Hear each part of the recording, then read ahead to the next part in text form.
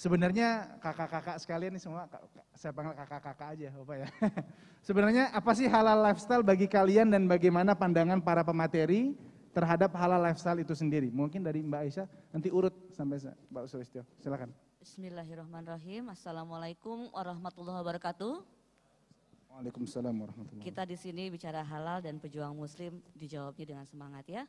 Assalamualaikum warahmatullahi wabarakatuh. Waalaikumsalam warahmatullahi wabarakatuh. Alhamdulillah.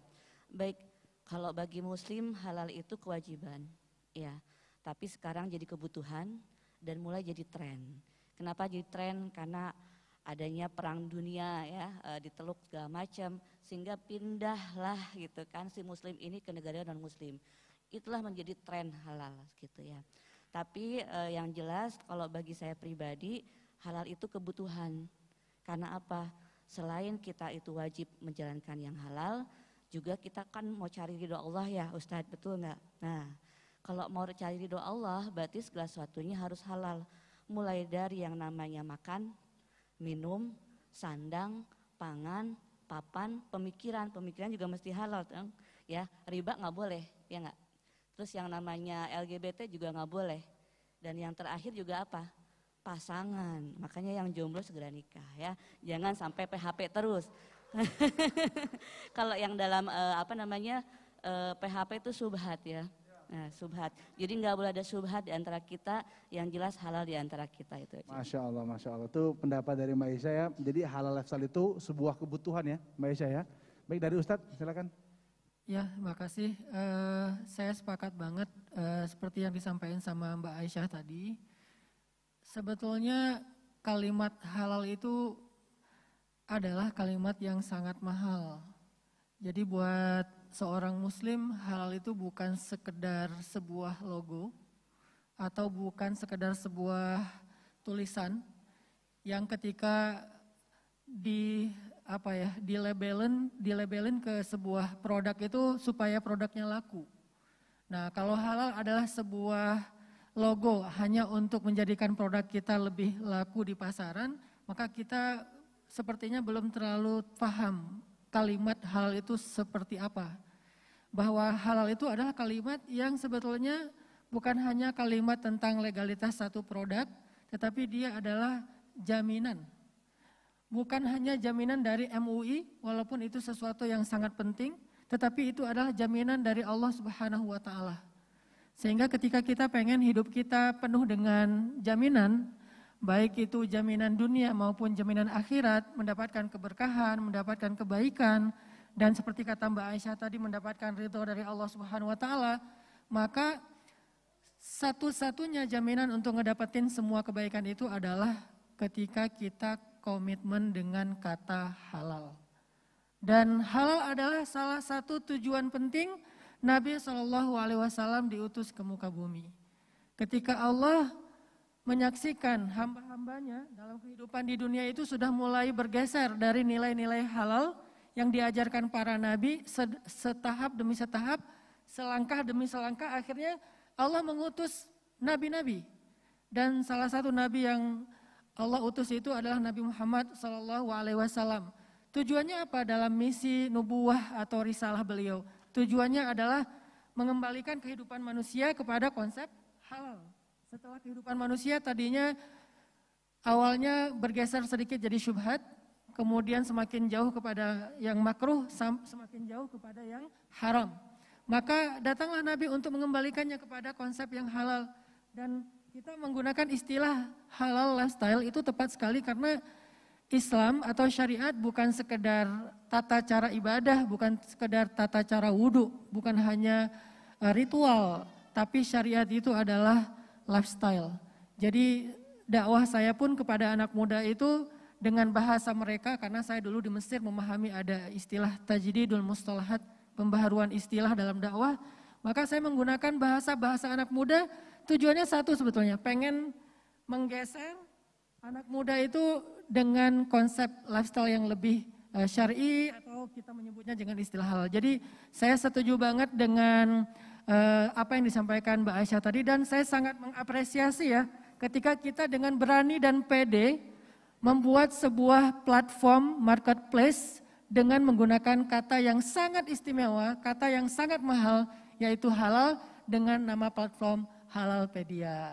Masya Allah, tabarakallah. Jadi sekali lagi kalau boleh saya rangkum Ustadz, halal lifestyle itu sebuah komitmen. Betul. Karena pada zaman dulunya awalnya berkomitmen, lama-lama pudar, lama-lama ke syubhat, lama-lama nggak berasa jadi ke haram. Karena sudah dibiasakan, jadi haram lifestyle, ya Ustadz ya. Betul. Sekarang mau digeser menjadi kembali kepada halal lifestyle. Masya Allah, jazakallah khair Ustadz. Untuk Mbak Ayu dipersilakan, apa sih halal lifestyle itu Mbak Ayu? Ya, kalau halal lifestyle sendiri sih lebih ke cerminan diri untuk menjadi sebuah kebutuhan saat ini, sangat penting butuhnya. Bukan hanya dari produk-produk atau dari barang makanan, tapi bagaimana kita mengimplementasikan halal itu menjadi cerminan diri yang agar bermanfaat, lebih bermanfaat lagi dan diberkahi lagi kalau kita mendukung halal lifestyle untuk diri sendiri, lalu untuk orang lain serta lingkungan sekitar. Makanya bukan cuma dari itu, dari produk-produk saja, cuman memang kita hadir di sini mendukung adanya marketplace halal di Indonesia tentunya, seperti itu. Masya Allah ya, jadi boleh Halalpedia di sini ingin menjadi manfaat ya Mbak Ayu ya. Betul. Untuk muslim khususnya di sini karena kata Nabi Muhammad SAW, khairun nas anfa'uhum linnas. Masya Allah, tabarakallah. Ya, berikutnya kepada Bapak dari pihak AFSI ya. Emil. Namanya Pak Emil, ya mohon Ya. maaf Pak Emil. Mohon maaf Pak Emil. Bismillahirrahmanirrahim. Assalamualaikum warahmatullahi wabarakatuh. Terima kasih nih atas undangannya dari Halalpedia, khususnya Pak Taufik, Pak Harjono. Semoga sukses, barokah Halalpedia, amin insyaallah. Perihal tadi pertanyaan kira-kira apa sih halal lifestyle itu? Menurut saya halal lifestyle itu semacam tata cara atau kebiasaan kita sehari-hari sehingga itu kita lakukan dari bangun pagi sampai tidur lagi seperti itu. Halal lifestyle kita should be Muslim lifestyle seperti itu ya. Jadi dari bagaimana kita misalnya tadi bangun pagi, kemudian bagaimana cara kita makan, cara kita bicara, atau kebiasaan-kebiasaan kita lainnya, itu yang menjadi lifestyle kita. Nah kemudian kalau kita lihat sekarang kan sudah lagi hijrah fenomena ya, seperti itu. Di mana-mana kita lihat yang dulu mungkin buat akhwat tuh tidak berhijab, sekarang sudah berhijab seperti itu. Itu jadi lifestyle yang harus ada di setiap seorang muslim nantinya. Nah dengan adanya Halalpedia ini juga itu membantu kebiasaan-kebiasaan atau keinginan-keinginan atau kebutuhan-kebutuhan yang sesuai dengan lifestyle muslim itu nantinya dapat sebagian besar terpenuhi di Halalpedia. Itu sangat bagus ini dengan adanya launching Halalpedia. Mungkin itu dari saya Mas. Siap, Terima kasih, alhamdulillah. syukran. Terima kasih banyak Pak Emil ya pendapatnya. Ya boleh tepuk tangan lagi biar kompak sekalian. Ya. Dari Bapak Sulistyo gimana kira-kira Pak? Mengenai halal lifestyle ini kira-kira menurut Bapak seperti apa? Iya, saya kalau murid di sekolah, murid terakhir, jadi idem dengan semuanya. Ringkas saja, setiap Tuhan memberikan tuntunan hidup itu pasti penuh kasih-Nya. Pasti dengan penuh kesempurnaan dan kebaikan-kebaikannya. Nah karena itu halal adalah bagian cinta kasih Tuhan, tuntunan yang diberikan kepada kita yang bersifat universal seharusnya. Nah karena itu bukan hanya di Islam, sebetulnya saya dengar malah di semua agama, di seluruh manusia sekarang sepakat bahwa halal itu adalah kebaikan dan gaya hidup yang harus diikuti oleh semua umat manusia. Saya kira itu. Ya Masya Allah, jadi memang halal ini justru bukan hanya bermanfaat bagi muslim, tapi seluruh manusia kalau dia tetap menerapkan halal lifestyle, maka akan merasakan manfaatnya gitu Pak ya. Masya Allah. Bagaimana menurut Bapak dan Ibu semuanya di sini ya terkait kehadiran Halalpedia di tengah milenial saat ini sebagai sebuah platform belanja online Indonesia. Bagaimana kesannya kira-kira terhadap Halalpedia? Mulai dari Bapak Prasetyo, silakan. Sulistyo. Ya, hadirnya Halalpedia menjadi oase yang sangat penting bagi milenial. Ya.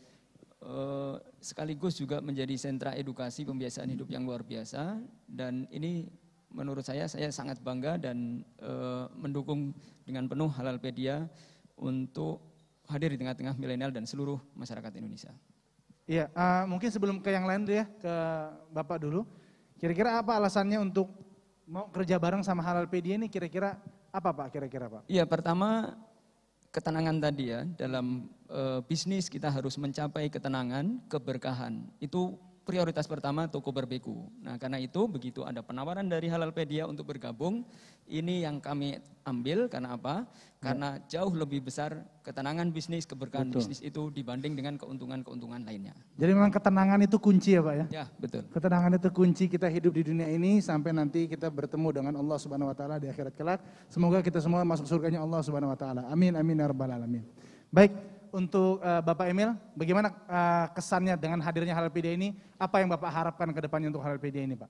Jadi dulu kalau kita ingat Rasulullah ketika hijrah ya ke Madinah itu pertama kali setelah mendirikan masjid itu mendirikan pasar ya seperti itu agar bisa menampung teman-teman Muslim berdagang dan juga untuk mengalahkan supremasi Yahudi seperti itu ya. Nah di sini dengan hadirnya Halalpedia diharapkan semoga di sini sebagai wadah bagi teman-teman yang ingin hijrah juga. Yang tadi kita bilang tren hijrah itu lagi meningkat sekarang, ketika ingin hijrah nggak ada wadahnya. Nah, buat mereka misalnya buat konsumsi mereka, buat lifestyle-nya mereka. Nah, dengan adanya Halalpedia ini merupakan sebagai wadah buat teman-teman hijrah tadi sehingga mereka bisa membeli apa-apa yang mereka butuhkan sesuai dengan trennya mereka atau lifestyle mereka sedang menuju hijrah. Halal lifestyle seperti itu. Nah, ini juga bakal mendorong perkembangan industri halal di Indonesia insya Allah. Mungkin itu, saya sangat dukung sekali dengan Halalpedia hadir di Indonesia. Terima kasih. Tepuk tangan dulu buat Halalpedia dulu teman-teman sekalian. Oke, untuk Mbak Shift Manager, ya Mbak Ayu, ya. Tadi sama pertanyaannya, ya mengenai, kenapa mic-nya mati ya? Cek, ya bisa. Nyala Mbak Ayu. Mbak Ayu aja. Ya. Jadi apa namanya, tadi sama ya, tapi kalau untuk Mbak Ayu agak berbeda sedikit pertanyaannya, apa keresahan kira-kira ala Halalpedia pada awalnya yang kemudian didirikan Halalpedia ini? Sekaligus juga mungkin sedikit visi misinya Halalpedia, Mbak Ayu. Ya, kebetulan memang dari visi misi Halalpedia sendiri memang pemerataan UMKM dan UKM di Indonesia dengan menyajikan platform digital yang berbasis syariah dan halal tentunya gitu. Dimana kita masih sampai saat ini masih banyak UMKM dan UKM yang masih belum terlalu melek dengan digital gitu. Walaupun sudah banyak di luar sana memang marketplace yang sudah berdiri gitu kan. Cuman di sini kami ikut turut hadir untuk mengembangkan dan membantu para UMKM tentunya. Entah itu memberikan manfaat, entah itu menjadi salah satu platform untuk teman-teman UMKM dan UKM di Indonesia itu lebih maju lagi. Apalagi di era seperti ini masih banyak pengangguran juga semakin tinggi ya Pak ya. Bagaimana kita memfasilitasi belanja online platform digital dengan salah satu Halalpedia ini yang memang menjadi tenang dan nyaman dan aman. Kenapa sih tenang ada Halalpedia? Pertama, udah pasti produk-produknya insya Allah dikurasi dengan baik dengan tim kurasi dari Halalpedia sendiri.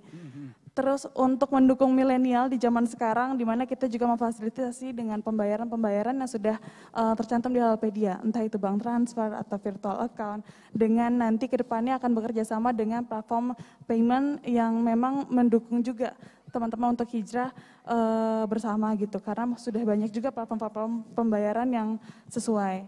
Lalu kami juga mendukung milenial-milenial, kalau kami kasih program unggulan nih, misalkan voucher belanja, terus gratis ongkir, terus ada giveaway juga, itu buat mendukung para teman-teman milenial. Kenapa sih? Bukan untuk menjadi boros, tapi bagaimana kita memfasilitasi itu dengan memberikan manfaat.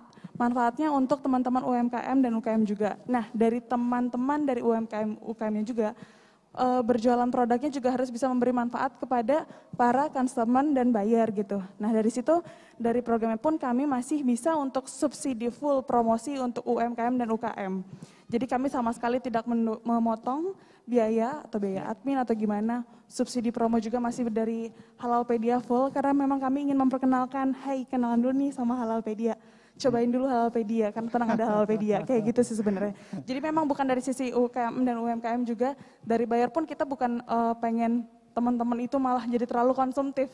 Tapi mulai dipilih-pilih lagi nih bagaimana pemilihan produknya, tampilan dari Halalpedia itu ada dari aplikasi dan website itu kita dukung juga gitu. Tidak lebih sopan, lebih tidak ada yang kelihatan aurat karena untuk kenyamanan sendiri, seperti itu sih sebenarnya. Iya, ya. Kemudian untuk Ustadz Hanan gimana kira-kira harapannya untuk Halalpedia ke depannya Ustadz? Ya, seperti yang saya sampaikan tadi bahwa Halalpedia ini adalah sebuah pasar ya, cuman dalam bentuk digital. Maka ketika kita mau membuat sebuah pasar syariah atau pasar halal, Allah mengamanahkan kepada kita bukan hanya transaksinya, tetapi juga edukasinya. Saya mewakili para dai, para ustadz atau para ulama, saya juga punya komunitas para ustadz, Barisan Bangun Negeri, ada beberapa ustadz-ustadz yang secara exposure di sosial media cukup besar, rata-rata followersnya gede-gede, dan kita siap mensupport lah. Kita mensupport Halalpedia dari sisi edukasi. Siap. Dan saya menyampaikan sebuah usulan, mungkin mudah-mudahan nanti karena ini penting sekali di Halalpedia atau nanti bisa kolaborasi juga dengan para dai-dai untuk ada satu mungkin divisi atau satu bagian yang khusus menyediakan konten-konten edukasi. Betul. Baik untuk user dan yang lebih penting lagi untuk merchantnya. Ya. Karena kalau untuk user mungkin bisa didapatkan di banyak di banyak konten di YouTube dan seterusnya. Tapi untuk merchant ini secara terkurikulum belum ada. Iya. Jadi kita butuh buat kurikulum pendidikan merchant halal ya, merchant halal yang dan berkah supaya mereka mudah-mudahan walaupun nggak harus lulus untuk bisa masuk ke Halalpedia, tapi itu menjadi salah satu syarat komitmen bersama gitu. Iya. Sehingga mudah-mudahan dengan merchant ini udah ngaji, Iya, udah belajar betul. Islam, udah belajar syariat, insya Allah otomatis akan berubah secara natural gitu kepada Setuju yang Mbak lain. Ayu ya? Setuju banget. Insya Allah Dengarnya kita ya. siap support lah. Siap. Saya semangat kenapa datang ke sini karena saya ngelihat ini potensi untuk edukasi yang luar biasa. Betul. Ada platform digital Betul. dan Halalpedia itu menjadi substitution ya, bukan menjadi competition dengan Iya. dengan platform yang lain. Dengan gitu. marketplace yang lain Ustaz ya? Iya. Siap. Untuk Mbak Aisyah gimana kira-kira harapannya untuk Halalpedia, mungkin sedikit pesan-pesan? Jadi Halalpedia itu sebenarnya salah satu mimpi saya gitu Oh, ya. Cuma saya tidak bisa mewujudkannya karena sudah ditarik duluan untuk diedukasi. Diedukasi sana sudah berat, jadi sekarang alhamdulillah sudah ada yang mewakili mimpi saya. Saya apresiasi, insya Allah mudah-mudahan akan lebih baik ke depannya. Jadi saya juga setuju sama Ustadz Hanan untuk edukasi ya terutama ya. Karena banyak sekali kita banyak nih yang hijaber ataupun yang cingkrang-cingkrang tapi fikih muamalahnya nol, betul nggak? Nah, jadi itu yang pasti kita edukasi. Saya udah banyak kecelek yang kayak begitu Mas. Jadi fikih muamalahnya kita edukasikan dengan baik sehingga halalnya bukan sekedar produknya tapi juga muamalahnya sama-sama ridho, dan itu yang kita inginkan semuanya insya Allah. Masya Allah, tabarakallah. Alhamdulillah teman-teman sekalian, insya Allah ya ada closing statement mungkin Ustadz sebagai penutup. Tolong kasih nasihat kepada kami semua Ustadz untuk pentingnya memperhatikan halal dan haram agar dunia akhirat kita aman. Tafadhol Ustadz. Ya, bismillahirrahmanirrahim. Alhamdulillah wassalatu wassalamu ala Rasulillah wa ala alihi wa sahbihi wa mawalah. Teman-teman sekalian, kita kembalikan lagi muhasabah atau self awareness kita sebagai seorang hamba Allah, sebagai seorang muslim. Untuk apa sih kita hidup? Ya. Kalau tadi kita menggunakan istilah lifestyle atau cara hidup, gaya hidup, maka gaya hidup itu akan kita tergantung kepada persepsi kita untuk apa kita hidup. Ada istilah di anak muda itu ya, function follow fashion. Function for? Follow fashion. Function Jadi follow fashion. fungsi itu mengikuti style, mengikuti kerennya. Makanya karena dakwah saya kan memang segmentasi anak muda ya. Jadi buat anak muda mungkin sebagian ya, keren itu sesuatu yang sifatnya usul kalau dalam agama itu, sesuatu yang prinsip, harus keren gitu, dulu. harus keren. Dan kalau nggak keren, walaupun secara substansi mungkin dia udah halal, kayak kurang menarik gitu. Ya. Tapi kalau dia keren, walaupun agak kurang halal, yang kita sebut dengan syubhat atau mungkin makruh dan haram, ya dia kadang-kadang ngerasa ya nggak ada masalah aja, gitu. gitu. Makanya buat kita harus nanya lagi, buat apa sih kita hidup, buat apa sih kita diberikan anugerah nyawa oleh Allah Subhanahu wa taala, keluarga oleh Allah Subhanahu wa taala. Tujuan kita dalam berdagang, tujuan kita dalam membeli itu buat apa? Itu pertanyaan paling basic yang harus kita jawab untuk menentukan pilihan-pilihan hidup kita. Tujuan kita hidup adalah untuk mencari ridho Allah Subhanahu wa taala. Kenapa penting mencari ridho Allah?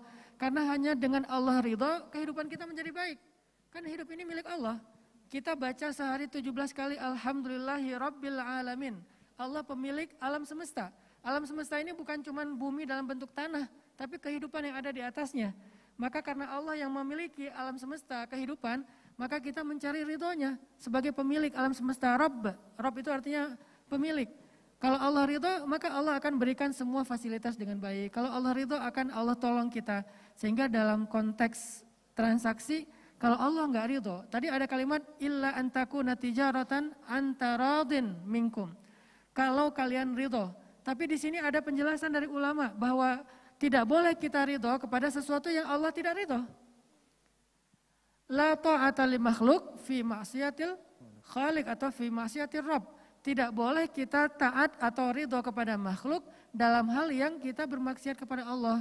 Kenapa? Karena ridho Allah itu di atas segalanya. Sehingga kalau kita kadang-kadang nggak ada rasa takut ya kalau nggak diridhoi sama orang tua ya. Kenapa takut ibu nggak ridho? Nanti hidup saya banyak masalah, saya nanti kualat, saya nanti celaka segala macam. Kalau nggak ridho ibu aja kita takut, apalagi Allah nggak ridho. Betul. Dan yang kita bahas bukan hanya dari sisi ketakutannya, tapi dari sisi kebaikannya. Bukan hanya nadhir, tapi juga basyirnya. Ya. Karena Nabi tidak diutus hanya sebagai untuk pemberi peringatan. Tapi awalnya basyiran wa nadhira, pemberi berita gembira. Apa untungnya kalau Allah ridho? Ketika transaksi kita ada masalah, maka Allah yang akan menolong kita.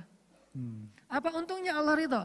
Ketika kita makan dari apa yang kita beli dengan cara Allah ridho, maka makanan itu akan Allah jadikan sebagai kebaikan bagi kita di dunia dan di akhirat.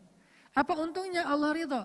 Ketika kita menjual sesuatu yang Allah ridho, maka rezeki yang kita dapatkan itu akan menjadi rezeki yang berkah, bermanfaat untuk kita, nggak jadi penyakit untuk diri kita dan keluarga kita. Makanya di atas semuanya, di atas keuntungan materi, di atas margin, di atas profit, di atas apapun itu, growing bisnis, ekspansi bisnis, nomor satunya, ini Allah ridho nggak nih? Kalau kita bisa bertanya itu, berarti kita insya Allah mukmin. Tapi kalau itu pertanyaan yang entah kesekian, yang pertama nih untung nggak nih? Ini apa, ada marginnya nih nggak buat saya nih? Kalau itu pertanyaannya berarti kita belum halal. Walaupun kita berhijab, walaupun kita mungkin apa istilahnya ngaji gitu ya, tapi belum halal lifestyle-nya. Jadi yang perlu kita bertanya di awal tuh, nih Allah ridho nggak ya dengan apa yang saya lakukan? Kalau nggak ridho saya nggak berani. Kenapa? Inni akhafullah, saya takut kepada Allah. Sehingga itulah modal hidup kita. Mudah-mudahan Halalpedia sebagai platform marketplace yang ada di Indonesia, bahkan di dunia insya Allah, menjadi salah satu solusi sebagaimana namanya halal, artinya solusi bagi umat manusia secara umum atau bagi muslim secara khusus supaya mereka mencari ridha Allah Subhanahu wa taala. Bisa dibilang Halalpedia itu platform mencari ridha Allah. Nah. Jadi ini amanahnya besar ya Mbak ya. Sebuah platform mencari ridha Allah. Jangan sampai kita meringankan atau meremehkan hal itu. Sehingga amanah ini mudah-mudahan menjadi amanah yang nanti kebaikannya bukan hanya dari sisi perusahaan secara komersil, tapi juga sebagai sebuah amanah dakwah risalah dari Rasulullah SAW. Alhamdulillah, terima kasih banyak para narasumber yang sudah sangat luar biasa berbagi manfaat untuk kita di sini pada hari ini. Teman-teman sekalian, jadi kalau boleh saya rangkum Ustadz, ridho Allah adalah kunci tujuan hidup kita. Ditambah tadi kata Bapak juga keamanan ya dan kenyamanan dalam transaksi juga merupakan sebuah ya jalan kita agar menjadi tenang di dunia dan juga di akhirat. Demikian mungkin saya rasa cukup teman-teman sekalian, nggak perlu ragu lagi. Hari ini alhamdulillah sudah launching Halalpedia, nggak perlu ragu lagi untuk belanja-belanja online ya, segera siapkan ya. Kalau kita mau jualan juga boleh jualan ya, Mbak Ayu ya. Di sini ya. Taruh barangnya di sini ya di Halalpedia, di foto yang bagus kemudian diiklankan. Mudah-mudahan dagangan kita juga menjadi ladang dakwah karena sudah terfilter ya tadi dengan kehalalan tersebut. Demikian kami ucapkan wabillahi taufiq wal hidayah. Wassalamualaikum warahmatullahi wabarakatuh.